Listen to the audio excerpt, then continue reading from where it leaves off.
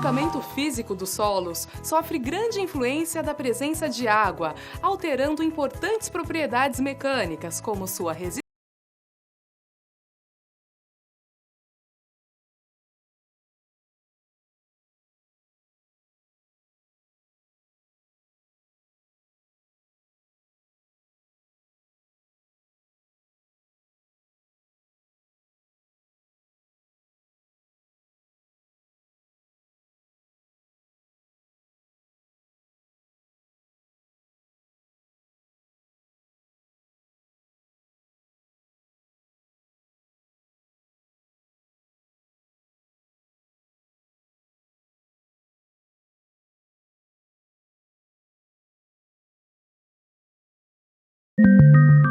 O comportamento físico dos solos sofre grande influência da presença de água, alterando importantes propriedades mecânicas, como sua resistência e deformação.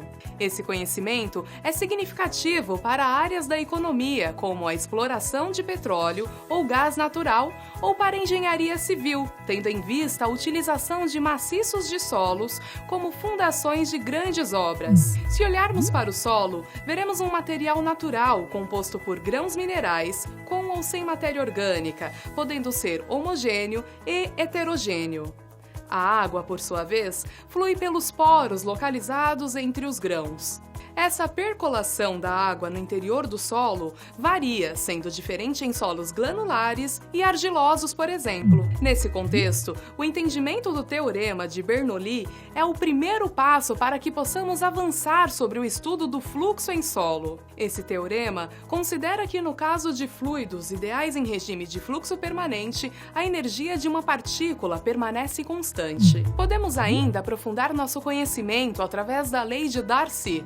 Essa lei considera as velocidades de aproximação e de percolação para calcular o tempo requerido para um fluido se mover ao longo de uma determinada distância no meio poroso, definindo assim sua permeabilidade. Quando a água se encontra em fluxo, as forças que ocorrem são de natureza hidrodinâmica. Se a direção do fluxo varia, a pressão hidrodinâmica também irá variar e alterar os parâmetros físicos. Nesse sentido, o fluxo no solo pode ser calculado por meio da equação de Laplace.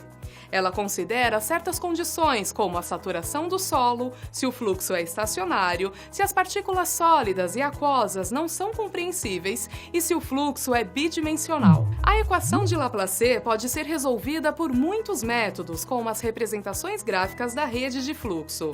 Esse método é útil para avaliar a estabilidade de barragens quando um rio é represado. Esses conceitos sobre o fluxo da água no solo podem ser colocados em prática em laboratório com a utilização de permeâmetros que verificam como a condutividade hidráulica pode ser obtida em campo. Nesse processo, encontraremos o coeficiente de permeabilidade, que é uma das propriedades mais importantes e que mais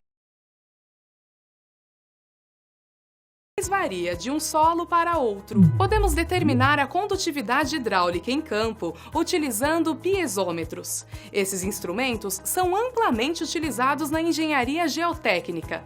É importante lembrar que o fluxo no solo é dependente tanto das características do fluido quanto das partículas sólidas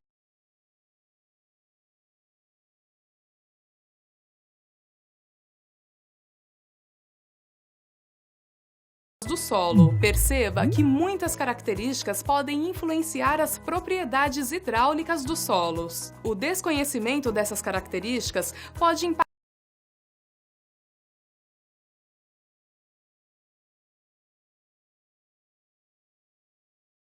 diretamente nas investigações em obras de engenharia. Por isso, pesquise mais sobre o assunto. Bons estudos e até mais!